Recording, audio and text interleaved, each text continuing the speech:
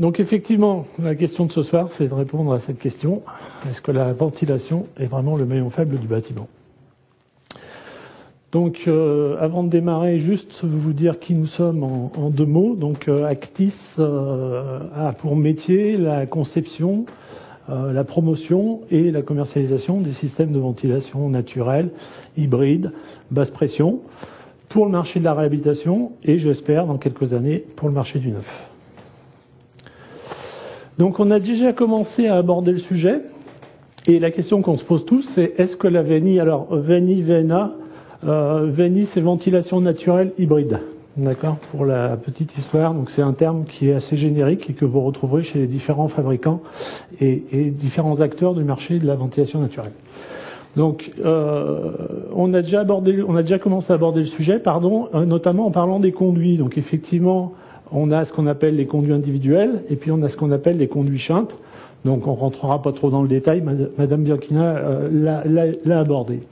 Il faut savoir une chose, c'est que les systèmes de ventilation naturelle et hybride sont nés dans les années 80, au tout début des années 80, entre 81, 82, 79 en fonction des différents fabricants. Et l'objectif de système de ventilation naturelle, c'était de justement permettre la réhabilitation de la ventilation des bâtiments existants. Donc, comme on l'a souligné, dans les bâtiments existants, jusqu'à 1982, qui est la date de l'arrêté que la plupart d'entre vous doivent connaître, l'arrêté de mars 82, qui fixait les bases de la ventilation mécanique contrôlée, eh bien, à cette époque, on a proposé des systèmes qui permettent de répondre à la problématique des conduits existants. Donc les conduits existants, ils existent depuis 1906. Donc soit sous la forme de conduits individuels jusqu'en 1950 et ensuite sous la forme de conduits shunts jusqu'aux années 70. Voilà. Donc vous avez, comme on le disait, presque 60% du parc en France qui est équipé de ce genre de conduits. Et donc la question se pose, quand les bâtiments sont équipés de ce genre de conduits, quel système de ventilation mettre ? Donc, l'avantage des systèmes de ventilation naturelle, hybride et basse pression, comme je viens de le souligner, sont des systèmes qui travaillent avec des niveaux de pression qui sont très faibles. C'est-à-dire que ça va de l'ordre de quelques pascals pour un système de ventilation naturelle jusqu'à 15, 20, 30 pascals sur un système de ventilation hybride. D'accord, ok, pas de souci.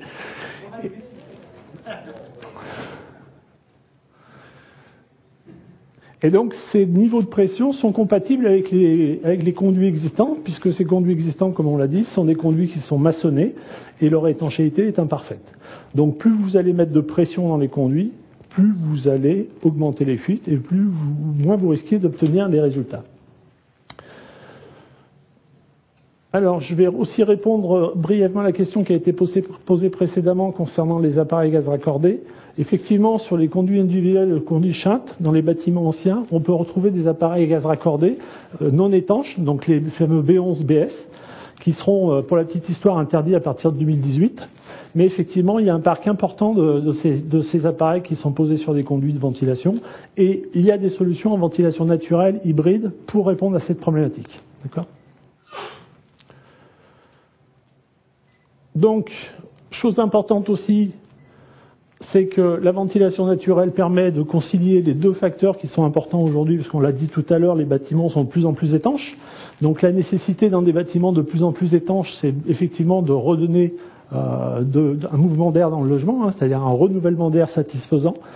Et contrairement à ce qu'on pourrait croire, les systèmes de ventilation naturelle permettent effectivement de répondre à cette problématique-là, ou à cette demande. De même, l'objectif, et les deux sont intimement liés, l'objectif c'est aussi de limiter les déperditions thermiques dans les logements, et ça aussi, les systèmes de ventilation naturelle et hybride y répondent.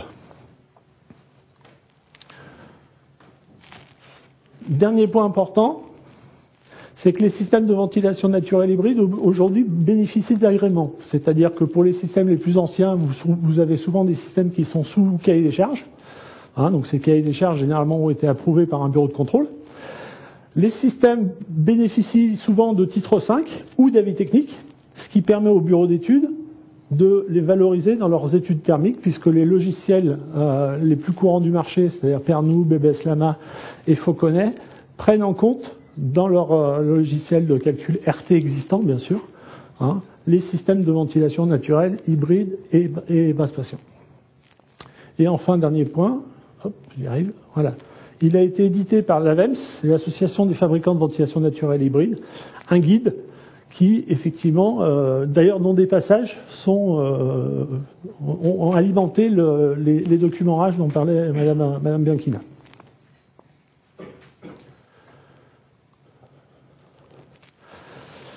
Quels sont les différents types de systèmes que vous allez retrouver pour répondre à la problématique de la réhabilitation de la ventilation des bâtiments existants? Donc, effectivement, le système ventilation naturelle, donc à ne pas confondre avec les systèmes de ventilation naturelle statique qu'on va retrouver dans les bâtiments lors de la première réhabilitation. Donc, le système de ventilation naturelle, pour la petite histoire, chez Actis, ça s'appelle VNR. C'est en fait l'association d'un couple entrée d'air et sortie d'air. Donc on va bien sûr mettre les entrées d'air, comme on le disait, dans les pièces de vie, c'est-à-dire le séjour et les chambres, pour pouvoir assurer un balayage. Et on va installer les grilles d'extraction sur les conduits de ventilation shunt ou individuelles. Et on va se servir des moteurs naturels que sont le tirage thermique et le vent pour ventiler le logement. Ça veut dire quoi? Ça veut dire plus il y a de tirage naturel, plus il y a de pression dans les conduits, donc plus il y a de facilité à extraire les débits. Et quand vous avez du vent, il faut savoir que quand le vent pousse sur une façade, il met toutes les autres façades du bâtiment en dépression, et notamment la toiture. Ce qui fait que ça crée aussi un phénomène d'aspiration. Alors, bien évidemment, ce système a des limites, puisque comme il fonctionne avec le tirage thermique et le vent, on peut dire que quand il n'y a pas de tirage thermique et quand il n'y a pas de vent, eh bien ça fonctionne forcément moins bien. Mais l'arrêté de mars 82 demande à ce qu'on ventile pendant la période où on vit avec le chauffage et les fenêtres fermées, c'est-à-dire pendant la période de septembre-octobre jusqu'à avril-mai. Et donc pendant cette période, on arrive à avoir un tirage naturel suffisant pour extraire les débits demandés. Avantage de ces systèmes de ventilation naturelle, le premier avantage, c'est qu'ils sont super économiques. Et aujourd'hui, sur certains marchés, comme notamment le marché de la copropriété, où effectivement les budgets sont ou contraints plutôt, ça peut être un atout de proposer ce genre de système. Il n'y a pas de consommation électrique puisqu'il n'y a pas de moteur, donc c'est un système parfaitement écologique. Et comme je le disais, les limites, je suis un petit peu anticipé, c'est effectivement les moteurs naturels, parce que quand ils faiblissent, eh bien effectivement le système fonctionne moins bien. Autre système que vous allez pouvoir retrouver sur le marché, ce sont les systèmes de ventilation naturelle hybride. Donc l'idée c'est quoi? C'est de se dire, pendant la période d'hiver, tout fonctionne bien, les moteurs naturels sont là et tout fonctionne bien. Et puis l'été, qu'est-ce qu'on fait? Eh bien l'été, on vient apporter une assistance mécanique, c'est-à-dire qu'on va installer un ventilateur en couronnement de conduit, et ce ventilateur va recréer dans le conduit les conditions du tirage naturel quand le tirage naturel n'est plus là. Donc ces systèmes sont pilotés soit par des sondes, soit par différents accessoires, et permettent donc d'alterner à la fois le mode naturel quand les moteurs naturels sont là, et le mode mécanique le reste du temps. Donc avec ces systèmes, on aura une qualité d'air et une performance énergétique meilleure qu'avec un système de ventilation naturelle. Pas que le système naturel n'est pas performant, mais le système hybride sera meilleur.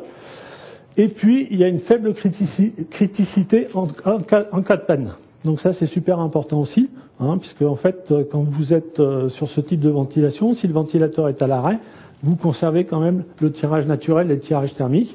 Donc ça permet effectivement de limiter les risques de dégradation en cas de panne. Et puis je suis désolé pour les petits oiseaux, mais il n'y a rien d'apicoré sur les systèmes de ventilation hybride. Ensuite, voilà. On passe à la partie mise en œuvre. Donc, très simple, c'est-à-dire que c'est pas plus compliqué que pour un autre système. On travaille sur des mortaises qui sont normalisées, c'est les mortaises qui sont dans le guide des fabricants de menuiserie. Et on va tout simplement venir poser l'entrée d'air directement sur la mortaise avec un système de fixation par clip. Par contre, il est super important de faire attention à la position des entrées d'air et au dimensionnement des mortaises, parce que souvent dans les systèmes de ventilation naturelle et naturelle hybride, le nombre d'entrées d'air et la section des entrées d'air est différent de ce qu'on a l'habitude de pratiquer en VMC. C'est-à-dire, pour faire simple, en VMC, vous avez une entrée d'air par pièce. En ventilation naturelle ou en ventilation naturelle hybride, vous pouvez amener plusieurs entrées d'air par pièce. Parce qu'effectivement, comme on l'a vu, on travaille sur des niveaux de pression qui sont faibles, donc on a besoin de sections de passage plus grandes, donc ça nécessite parfois d'avoir plus d'entrées d'air. Donc ça, c'est une chose qui est super importante à vérifier. Ensuite, il faudra être prudent sur le passage de transit, c'est-à-dire qu'il va falloir détalonner les portes, mais ça, c'est vrai pour tous les systèmes de ventilation, parce que sinon, quand on ferme la porte, il n'y a plus de ventilation. Et puis, il faudra penser aussi à obturer les entrées d'air parasites, parce qu'il y a souvent des entrées d'air parasites. Par exemple, il peut y avoir une grille fixe en cuisine, notamment quand il y a des appareils à gaz raccordés. On peut avoir une grille fixe en cuisine. Si on la condamne pas, eh bien forcément, comme disait Mme Biochina, l'air est feignant, il prend le chemin le plus court, donc il prendra la section qui est la plus importante. Donc les points de vigilance pour les entrées d'air. La mise en œuvre des bouches, donc c'est relativement simple là encore. Soit vous avez un conduit individuel et vous allez avoir une bouche, souvent avec un petit fût à l'arrière qui permet de se raccorder directement dans le conduit. On verra simplement à la compatibilité des diamètres. Et puis quand vous êtes sur des conduits Shunt, généralement vous avez une réservation qui est rectangulaire. Donc là on va venir mettre une platine, on va venir mettre la grille de ventilation directement sur le conduit. Alors la section des grilles est souvent importante. Certains diront même imposante. L'intérêt, c'est que ça vient quand même bien couvrir la section existante et ça évite de faire de dégradés ou d'avoir des reprises à faire.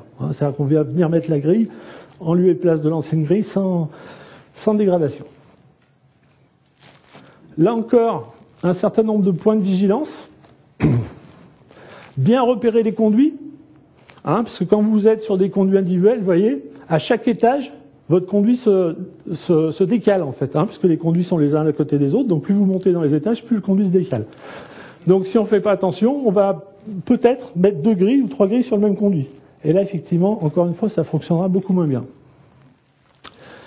Autre chose à vérifier, la vacuité des conduits. Donc effectivement, vacuité des conduits, ça veut dire est-ce que votre conduit il est libre de bas en haut ou de haut en bas. Il n'est pas rare de trouver dans les conduits des nids, parce que s'ils picorent pas, ils nichent. Des nids, on va retrouver des fois des matériaux, c'est-à-dire que le jour du chantier, les gars ils se sont dit tiens, il y a un conduit, ils ont versé les seaux, machin, et on se retrouve avec tout un tas de cochonneries dans les conduits. Donc bien vérifier la vacuité des conduits, et si on a un doute, ne pas hésiter à faire un passage caméra.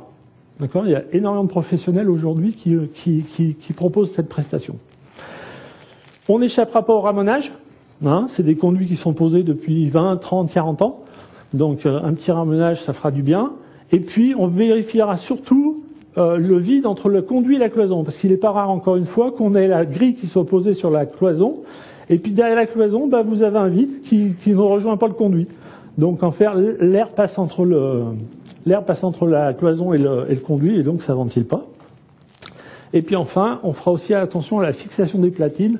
Alors ça, c'est plutôt pour la partie entretien, parce qu'effectivement, on a vu, quand on monte, quand on démonte, quand on monte, quand on démonte, au bout d'un moment, ça tient plus. Donc là, effectivement, si les platines sont pas bien fixées, chaque fois qu'on va enlever la grille, on risque d'emmener la platine avec, et ensuite pour le remontage, c'est un peu compliqué.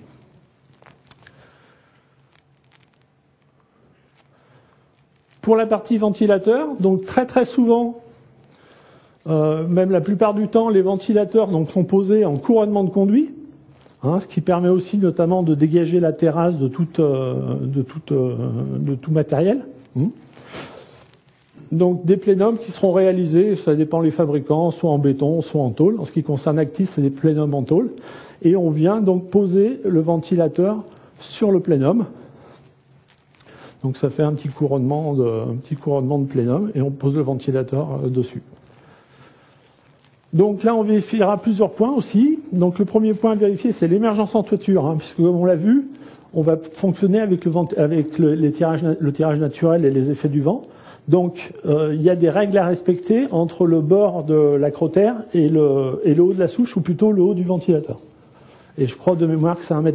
Donc il faut veiller à avoir au moins cette distance-là pour que l'installation puisse fonctionner correctement. On vérifiera aussi la section des conduits. Traditionnellement, c'est du 20-20 pour le boisseau principal et c'est du 12-20 pour le boisseau individuel, mais il arrive parfois que les sections soient un petit peu plus petites et c'est bien de le savoir. Une chose que j'ai pas mis là mais qui me vient en mémoire, c'est qu'il n'est pas rare, mais ça on le voit avec le passage caméra, il n'est pas rare que dans certains bâtiments, les poseurs ou les compagnons aient monté le shunt dans un sens, et puis au bout de 2 ou 3 étages, et ben hop, le shunt tourne.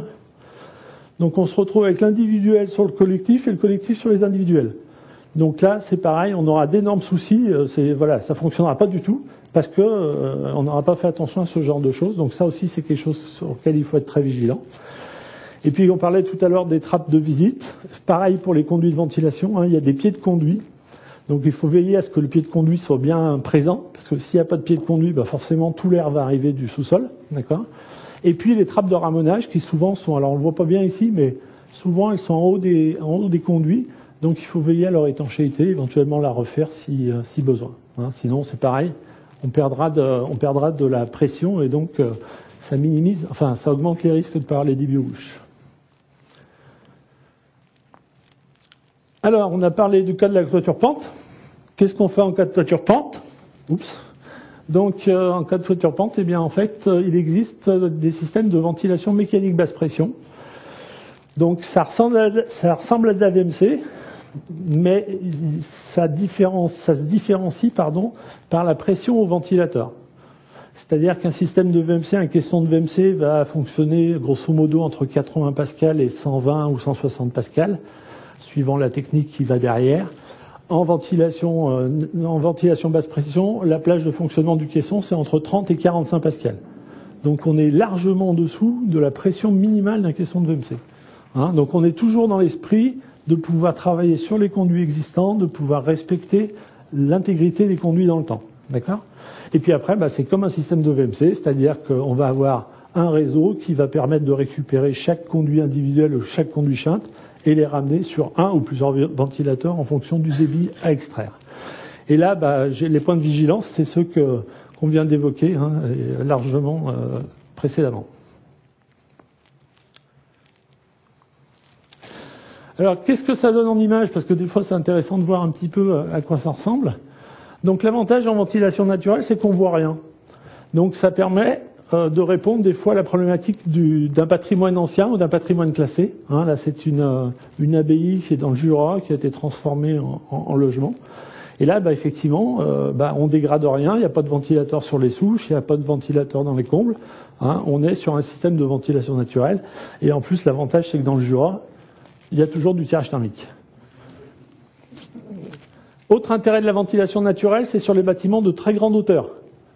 Hein, c'est-à-dire que là aussi, on va peut-être avoir un tirage thermique qui va être faible, mais sachez que l'importance du tirage thermique varie aussi en fonction de la hauteur du bâtiment. C'est-à-dire plus votre bâtiment est haut, plus le tirage thermique est important. D'accord ?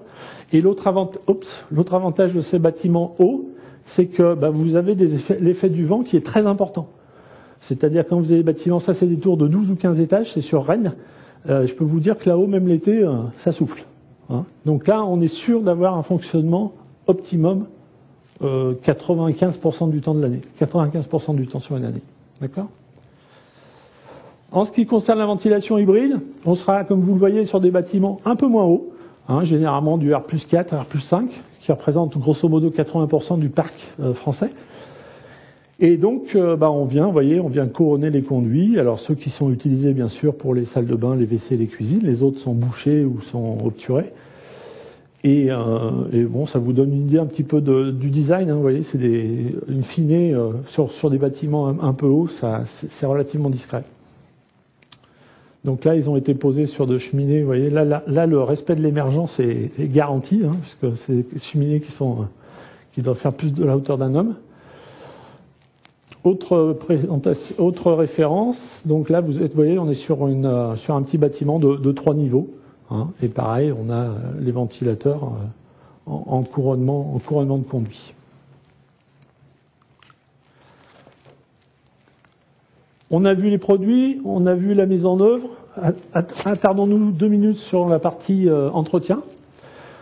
Donc, on est sur des systèmes de ventilation qui fonctionnent à des niveaux de pression qui sont très faibles. Donc on a des vitesses d'air qui sont très faibles. Donc on a un encrassement qui est faible. Ça nécessite tout de même de passer régulièrement un coup de chiffon sur les entrées d'air. Ça nécessite de passer aussi un coup de chiffon ou une éponge sur les grilles. Alors souvent la façade est, enfin souvent presque tout le temps, la façade se retire assez facilement. Donc l'utilisateur peut éventuellement faire l'entretien de ses entrées d'air et de ses bouches, hein, à condition qu'on lui ait passé le message et qu'on lui explique un petit peu comment ça fonctionne. En ce qui concerne les ventilateurs, il faudra forcément l'intervention d'un professionnel. Sachez que les ventilateurs, généralement, s'encrassent peu, en fait. Hein. Donc, soit parce que le moteur et le ventilateur ne sont pas dans le flux d'air, soit parce que la conception du ventilateur fait que il s'encrasse pas. Et en ce qui concerne notre ventilateur hélice, effectivement, vous voyez, au bout de 2 ans d'utilisation, les pales sont que légèrement poussiéreuses. En fait, ce qui se passe, c'est quand les hélices tournent, en fait, on a des aubes sur le côté du ventilateur, donc on va pousser l'air, contre les aubes du ventilateur, et on va créer un mouvement d'ascension, et l'air va s'extraire par la sortie du ventilateur. Donc en fait, c'est pas comme un caisson de VMC où là on va piocher l'air et forcément on va encrasser les aubes du ventilateur. Là, au contraire, on pousse l'air et ça réduit drastiquement l'encrassement. On conseille un dépoussiérage tous les 2 ans. Après, certains maîtres d'ouvrage ont des contrats d'entretien sur 3 ans, donc on peut éventuellement pousser l'idée de dire je fais l'entretien du ventilateur quand je fais l'entretien des conduits de ventilation, à condition que l'entretien des conduits soit fait. Voilà, si vous voulez en savoir plus, on a réalisé avec un des industriels actionnaires d'Actis donc une expérimentation qui s'appelle Archervent. Donc c'est 55 logements qu'on a instrumentés pendant 2 ans. On a fait 700 millions de mesures. C'est un rapport qui fait une centaine de pages, donc ça peut être votre livre de chevet si vous le souhaitez, et donc qui décrit de façon assez exhaustive à la fois le fonctionnement du système en ventilation naturelle et le fonctionnement du système en ventilation hybride. Donc il y a un peu de lecture, il y a beaucoup d'images, donc vous avez beaucoup de graphiques, beaucoup de documentation sur le fonctionnement de ces systèmes. Il est téléchargeable sur notre site internet. Toujours, si vous voulez en savoir plus, vous pouvez consulter notre site internet. Donc vous allez retrouver sur ce site des éléments de réglementation, essentiellement des éléments de réglementation. Et puis pour les maîtres d'œuvre et maîtres d'ouvrage qui voudraient promouvoir ou prescrire les systèmes, il y a un espace dédié à la prescription, à la définition des systèmes de ventilation en fonction du bâtiment. Il y a un numéro vert pour ceux qui veulent en savoir plus, et puis on organise aussi des sessions de formation sur la ventilation naturelle, hybride et basse pression, et sur l'utilisation de ces outils de dimensionnement. Je voudrais juste que vous reteniez une chose, c'est pas de travaux de rénovation sans ventilation. Merci.